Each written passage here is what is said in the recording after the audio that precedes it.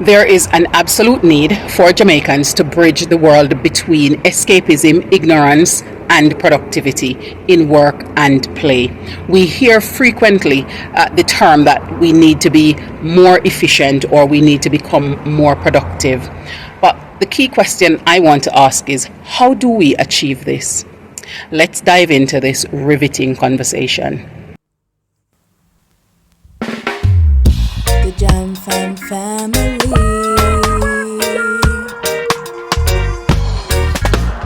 Jam Fam, come hang with me. Yeah. Hello, Wagwan. Big up yourself, whether you're there yard or you're there abroad. Welcome back to another episode of Life with the Jam Fams. This video was previously recorded, and we thought that this was the best time to share it because we need to really examine some of the ways in which Jamaica is being productive and look at some of the factors that would assist with improving Jamaica's productivity. And so we thought that we would share this information with you at this moment in time. So let's get back to the conversation. Now, in this video, we're going to be spending some time talking about how Jamaica can become a more productive country. And we're going to look at three ideologies before we get into some of the suggestions or some of the things or factors that could be implemented and practiced. So the first one I want to find out from you is, have you ever heard about Parkinson's law? Well, if you haven't, Parkinson's law is simply a law that states that a problem expands to the time that we give it.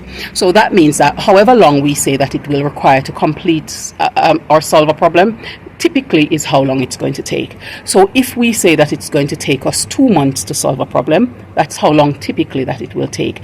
Because if we also say that it would take us a day to solve it, that's how long it would take, because we're going to pull out the stops, we're going to make the necessary tweaks, the necessary adjustments, we're going to put in the priority mechanisms in order to make sure that that gets done.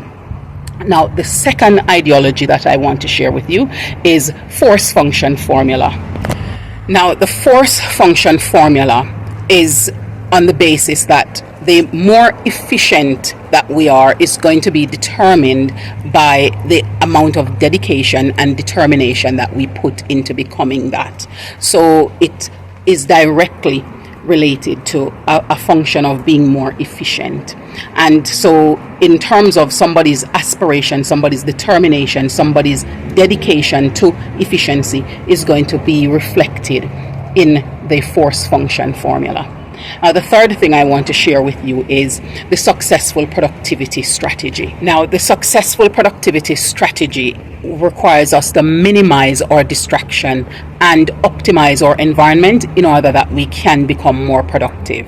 Now, when we look at all three of these ideologies, they are hinting onto the fact that there will be external factors and external influences that can hamper us being more efficient and more productive. Nevertheless, there is an emphasis on personal agency, which is then responsible for us to be able to steer and direct as much as we are capable of in order to ensure that we achieve that productivity and that efficiency that we are aspiring to. So with those things in mind, we're going to be looking at some of the factors that we could explore to see how we can improve Jamaica's productivity. Factor number one is the transformation of educational values. Now, currently, the education system we have not changed significantly since its inception, and therefore, although there have been tweaks and amendments, pretty much it is in line with what it was before. And what we need as a nation is we need more professional qualifications as an emphasis, so that we are sure that people have the skills that they need to take on the duties and the responsibilities that they need, and not just the theory of it, but also the practicality and the functionality of it, which is where the professional qualification normally comes in.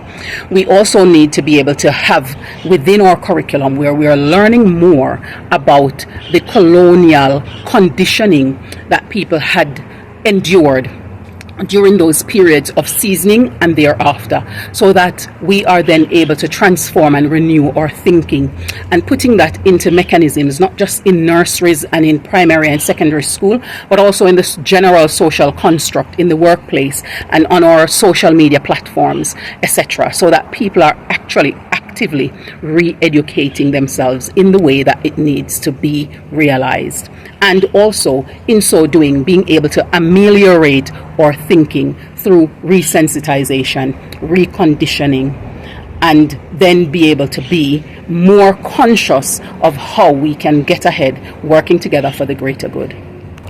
And number 2 is improved transportation systems. Now, we are conscious that road networks are being built out. There are ideas about train systems coming on track. We know that the corporate area, Kingston, Portmore, and areas around there from Spanish Town, etc., have certain transportation network systems that are in place in those areas. This needs to be more widespread across the country so that people can get access from one point to the other really swiftly at just about any point of time in the day, so that people can commute to work where that is necessary, and people can commute to the different places so that logistics can be much better on the ground. Now, we are conscious that this is something that is being looked at and something that is being worked on. So designated routes need to be in place for people to get their access from one point of the country to the next. Because, for example, although we have road networks to get from Portland, for example, to Montego Bay, it can be a really long journey if you're just going to be driving from one point to the next. A train ride would make it so much more efficient for people to be able to do so.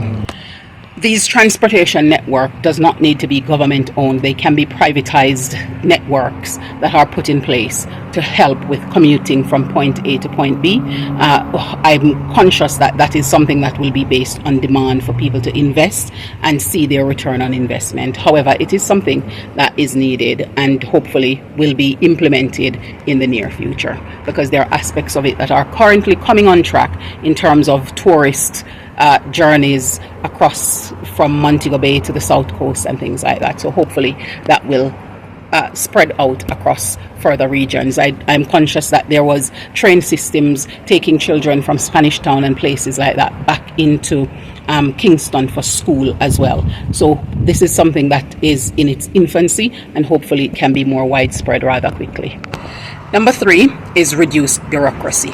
What we want is streamlined processes with less layers, less time wasting, more robust service, greater interconnections for efficiency right across the country, from public organization to private organization. It's about making things more seamless for people who are going about it. And I know that the speed initiative is something that is being looked at to try and fine-tune this process, and hopefully that will be on track and people will start to experience it rather swiftly.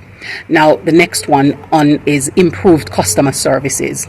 We need to showcase more value for people, and more I'm seeing this in some of the interactions that I'm having with organizations, especially ones that happen over the phone and in some cases face to face.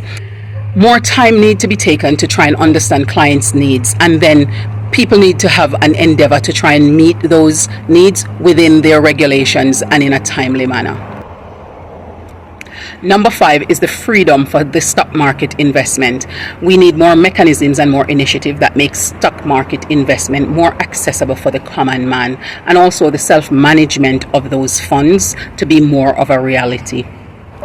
And number 6 is improved wages. Wages are indeed improving, yet minimum wage has far more to go for families who are living on minimum wage to live a fairly decent life without the stress of needing to find alternative incomes. Number 7 is the creation of local market structures. So more interconnectedness for Jamaican produce is needed in order for them to be able to circulate throughout the country and be accessible to people from different parishes based on what parishes produce. This will, of course, incentivize those who are interested in farming. And I know that there are considerations about this that is taking place with RADA, and hopefully farmers may be able to see this more actively, so that they know that they have a market for the produce that they're going to be producing. Number 8 is revised zoning laws. And this is where we have a reconsideration of some of the zoning laws restrictions on how this limits people with how they can be efficient. So in ways of how they can utilize their land in terms of whether or not they want to make development, and also ensuring that we are making the best use of the land resources that we have. We're a small island, and therefore we need to make sure that we're using every square feet of land to its maximum best, not to cause overpopulation and put strain on the ecosystem. However, to be able to make sure that we're maximizing the space that we have so that we can, as individuals, be more productive through the real estate that we own. Number 9 is law enforcement. Whilst the law is improving in terms of the enforcement against crime and criminal behaviors, there are more enforcement that actually needs to be done. And this requires some interconnection between companies and organizations to ensure that the databases are speaking to each other and that we are communicating with individuals across the country. So it might also require having proper and accurate contact details and making sure that we can correspond with people in a timely manner so that we can progress on getting individuals to adhere to policies, to pay fees, and enforce through fines and court processes where those things are necessary. Because after all, we know that the countries make their monies through taxation, fines, and fees. And where those aren't available, then it's also going to hamper the way in which monies can be directed to ensuring that we are making our country area where it can be more productive, because we have the resources and the means to improve that production.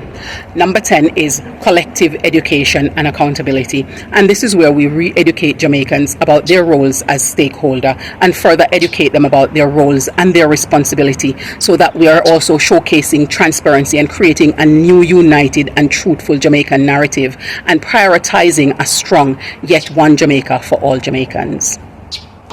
Ultimately, Jamaica's productivity will be determined by whether or not we can become more producers than we are consumers, and also to look at ways in which we as Jamaicans all can work together to be more accountable and educate ourselves on our duties as citizens, and Jamaicans feeling as though they're profiting from the compliance and the choice to be more productive. Tell us your views in the comment section below. We look forward to hearing from you. How are some of the ways in which you believe that Jamaica can become a more productive environment for us, regardless of your social class and regardless of the area of the country in which you are living? We would like to hear from you, so tell us your insights. Somebody's coming home from school. How was your day today? Boring. Oh, were you excited about the day? What did your hand? My lunch. Oh. I didn't eat all of it. Okay. What did you get? I got it early because so first I cashed it at break time. Mm-hmm. But then I was late to the next thing. Mm-hmm. Because break and I cashed it 5 minutes after break in. Mm-hmm. But we had club. Mm-hmm. And club wasn't keeping. They said we should sit in our class. Mm-hmm. And then I went to one of my other classes, but that teacher didn't come to school, so we dismissed ourselves early for join line, and they already had the food waiting, so we just raced right in and collect and gone. Oh, that's so good. Mm-hmm. So oh, that's so nice that you found that was, well, you had a high point in your day, and that's awesome. So it's good to see you. And it was a good batch. Oh, of lunch. The first and the last is always the good batch. Okay, I get it. Normally it gets cold, Mm-hmm. and it's a bit soggy, and when you reheat it up, it's just but this one was the first one that they cooked for my year section lunch section. That's awesome then. I'm glad that it worked out good, because I know you don't normally like to buy lunch. I only buy it on Thursdays, but also because after the storm, most people decide. Some of them can't come to school, but some of them I know, because one of my friends actually messaged me saying that they're going to those schools they didn't have light, so they didn't see the message to come to school. Oh. But I know they saw it, so they would be able to message me. Yeah, so when they saw it, it was after.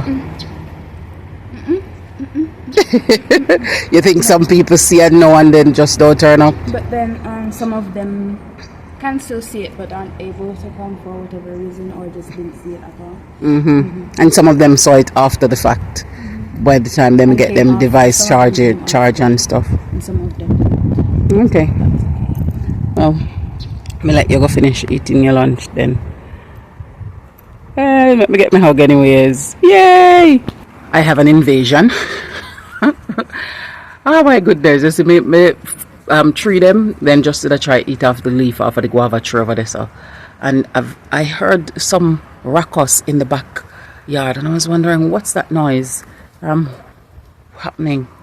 Then when I come out and look, yep, my neighbor's goats. There's another one up in the road that wasn't here, so it's a couple of them. It's about 6 or so of them.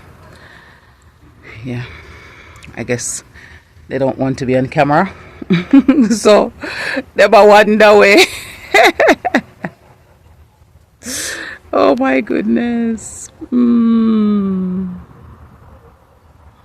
So this is one of the things happen when you live in areas where it's like you're close to the city but still have enough space to feel rural enough.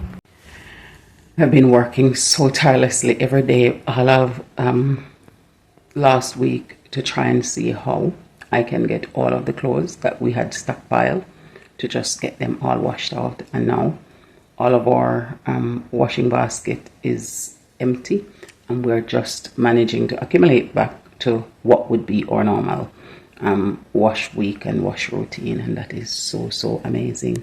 This is the last of what we had to wash out.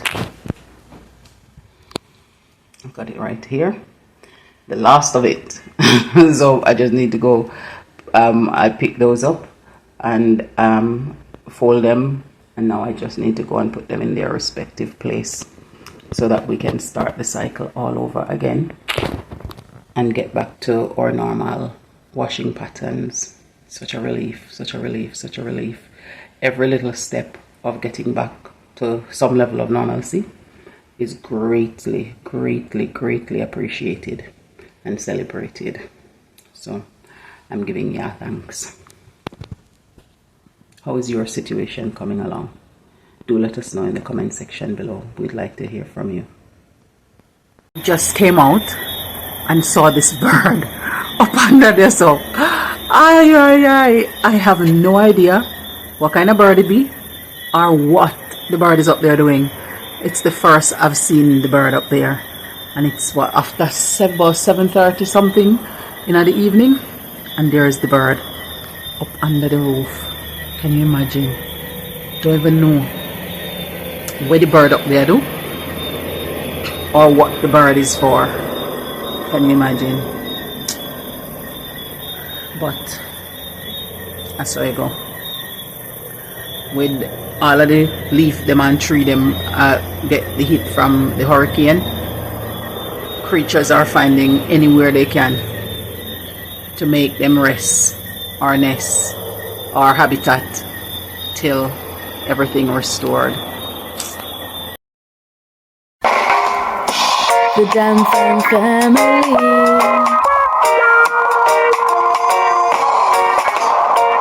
Where I living the good life. We're royal, cruising through the West Indies, having fun, enjoying the good life. Jam Fam family, the Jam Fam family, yeah. Jam Fam, come hang with me.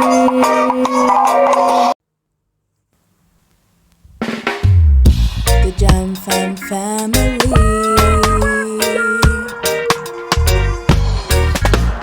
Jam Fam, come hang with me. Yeah.